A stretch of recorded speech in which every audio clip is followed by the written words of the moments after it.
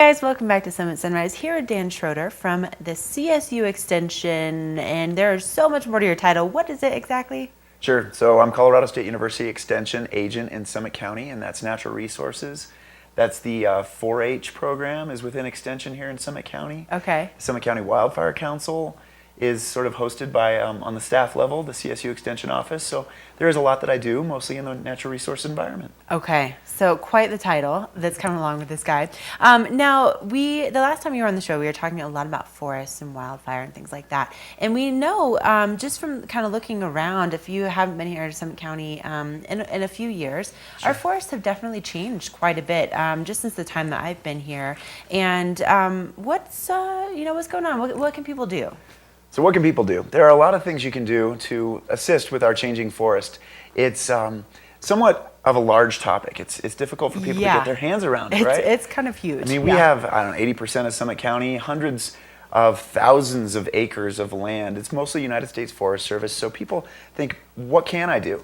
Well, you can plant trees, seedling trees from the Colorado State Forest Service nursery. You can get involved with the Summit Fat Tire Society or Friends of the Dillon Ranger District to do trail maintenance and building and reconstruction. And if you didn't want to swing a tool, you can come out with me on my Forestry in the Field hike series. Really? And so this is an educational opportunity for people to have a tour guide to take them into the woods, and then we explore the various topics that are relevant and pertinent and current in our forests. That is so cool. I love that idea. Yeah. Okay, so let's talk about some of the things that you do on your hikes. Okay, so when we go out, first of all, it's for everyone, from the youngest to the oldest. We use front country trailheads, and we never hike more than a mile, or 2 miles would be maximum, but really the focus is education. We're doing a bit of a botany walk.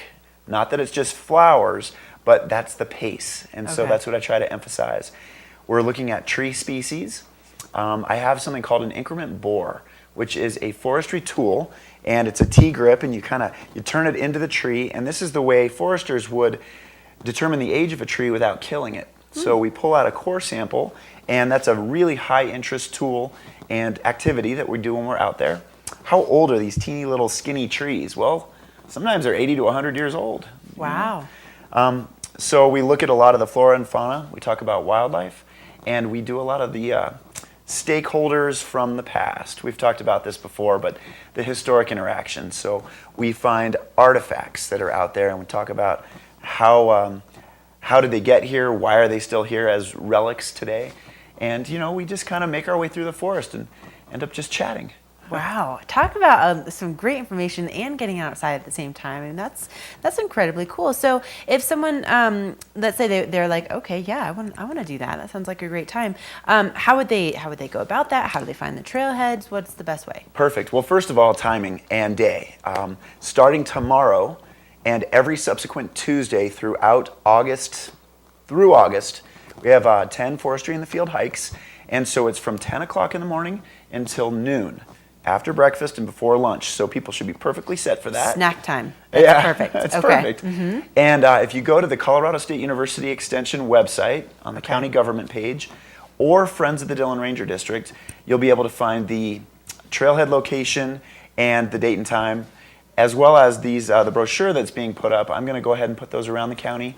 Look for them at various trailheads on the sort of front country trailheads, and just trying to announce this activity through the community notes of the Summit Daily, and hopefully people can find us. That's awesome. Okay, so do you have to reserve a spot or pay for it? Right. Thank you. I appreciate you asking that. It's free. Really? How about that? So a lot of things we have to pay for as far as events and different activities that we do in Summit County. And I like to be able to offer something to people that they can just go do. So folks are hiking anyway, but maybe come for a hike with me.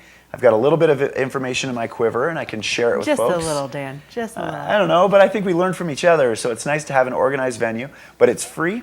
The first one, the hike that's tomorrow, is at Sapphire Point. So beautiful. You drive right to the trailhead. Mm-hmm. It's less than a mile of a loop, but we'll go really slow, and we'll just sort of investigate what we can see from a distance.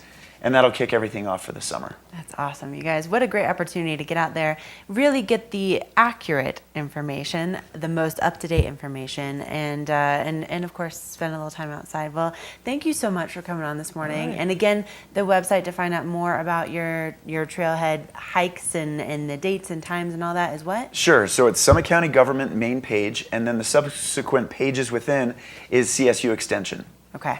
All right, you guys. Well, check that out. And we have more Summit Sunrise coming your way, so don't go anywhere.